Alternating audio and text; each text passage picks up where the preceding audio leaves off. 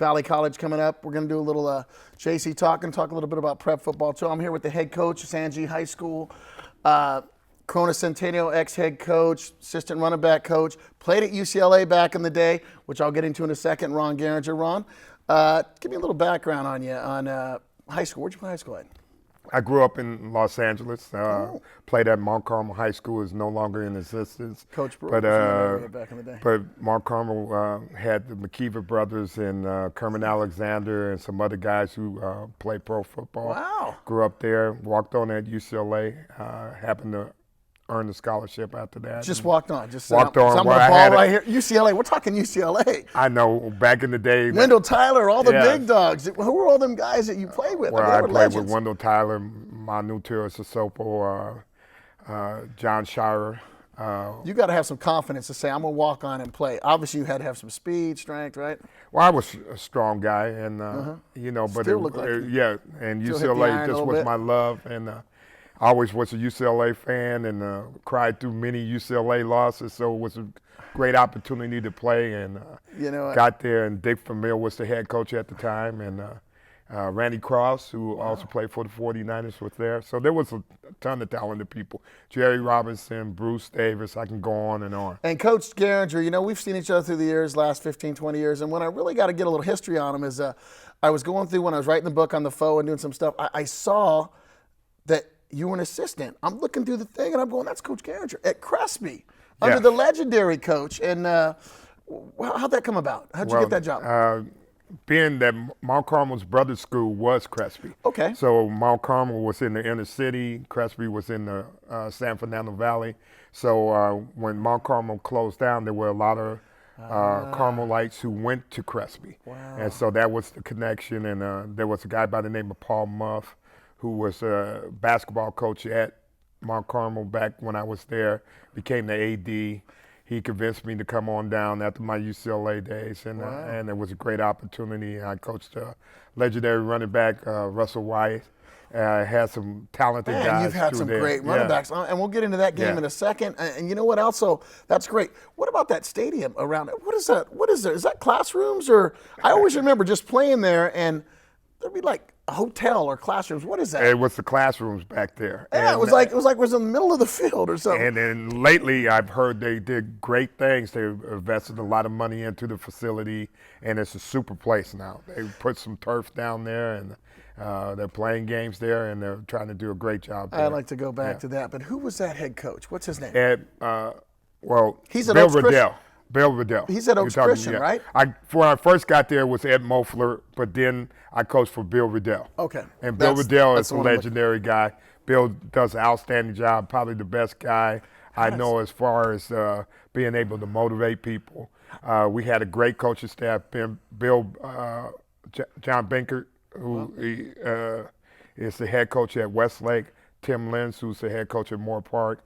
They kind of done some things on. So you had some bad boys back in the day, huh? They've done a few things on Bill and his assistants, and I'm one of those guys. Big time. I mean, so, and being a UCLA guy, we both have a mutual friend, Casey Martinez, Taylor Martinez, the quarterback for Nebraska. A couple weeks ago, I'm in a bind. I only got a few tickets. I need to get the tickets. I knew from my research I did on Coach Gueringer. I make a last-minute call to Coach Gueringer. He makes a call for me, and he gets me 4 tickets to UCLA in the alumni section, which I understand in bowl time is like $1,400 a ticket. So that was beautiful for you to do that. Thank you. I didn't get a chance to thank you. And I talked to, that was great. So that was fun. But it was great to see Taylor, I'm sure. He's a great young broke man. 92 yards, and an excellent football player. UCLA kind of missed out on the opportunity when he wanted to go there in the past. But I'm glad you enjoyed yourself, and UCLA has treated me well over the years, and I love the place. Heard that's kind of VIP, so you got to be like a 3-year letterman to even get those tickets, right? I don't know if it was all that. I'm telling you, I was on the 45-yard line. I was bragging. I'm going to say, Coach Logan was right in front of me. So get back. I mean, so back in the day, when you were playing at Crespi, coaching at Crespi, what'd you think about the Inland Empire coming out here? Because you're kind of an LA guy, OC guy. When you heard Fontana and Eisenhower and Riverside Poly, what'd you think? I mean, we had a lot of respect because that Crespi team ended up losing to Fontana one year. That 79 year. In 86. Oh, in 86, definitely. In 86. And we had a great rivalry kind of going. The monsoon game. Right, it was the monsoon game, and Oh, we still man. believe if that field was dry, it might have been a different outcome. It might have I'm going to tell you, no doubt, Russell White was the best high school football player I've ever seen. Hands down. And I was fortunate enough to be around him and see the experience, and I've never seen anything like that. His junior year, he probably had 100 colleges on the sideline just looking at Wow. him. This was Sophomore, crazy. you guys won a CIF championship, right? Sophomore year, he was sophomore player. As a sophomore, he was California CIF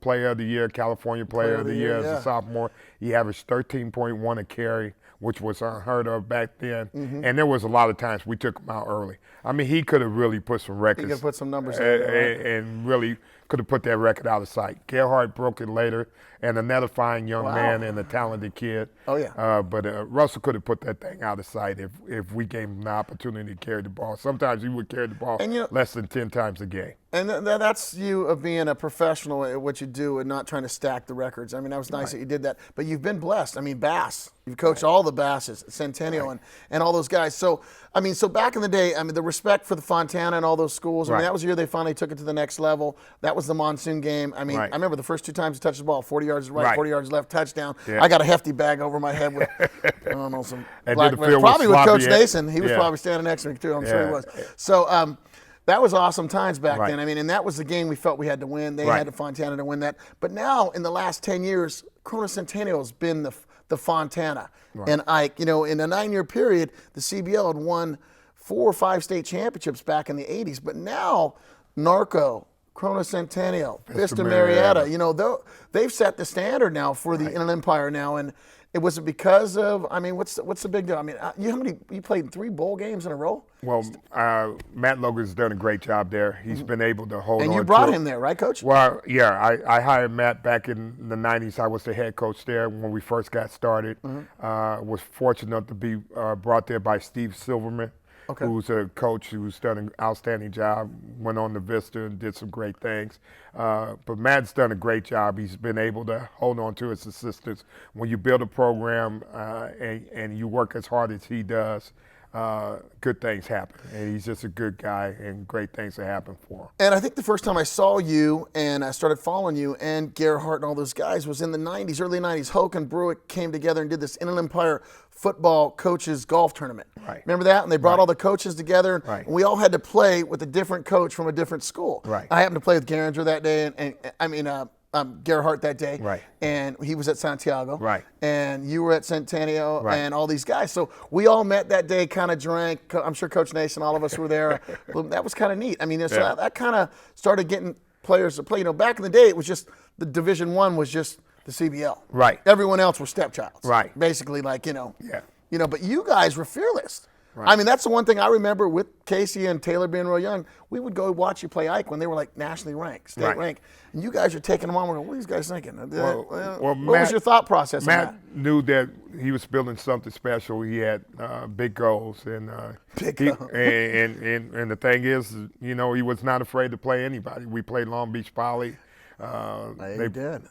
We've called just about, now people may deny it, but there's nobody that's in the top ranked group that we haven't called and asked if they wanted to play. You know, he's ended up playing Carson this year. He's played Mater Dei for several years, and every year when we were doing the Mater Dei stuff at the beginning, we always had to go there. So he's always had high goals, high ambitions, and like I said, been a great guy to work for. And it's worked in your benefit sometimes, because when you win those games, it puts you up in the rankings in the state, and it moves you on to the forward. So what do you see from coming from state champs, running back coach, got guys, how many kids you've sent Division I? You already mentioned the Bass, Russell White, and going to Sanji as a head coach. What's the difference from Corona to Sanji? You know, I mean, and you've turned them around. Slow starts every year, but every year taking them to the playoffs. Well, we try to done a great job. We try to set up a schedule that's been difficult too. We played tough teams like Rancho Verde and Rev every year for the past couple of years, and what we try to do is try to build a foundation there. And trying to change the atmosphere and the culture of what goes on in San G. And we felt like we've been successful with that. And we're still trying to get there. We haven't achieved everything we want, but we're heading in the right direction. Big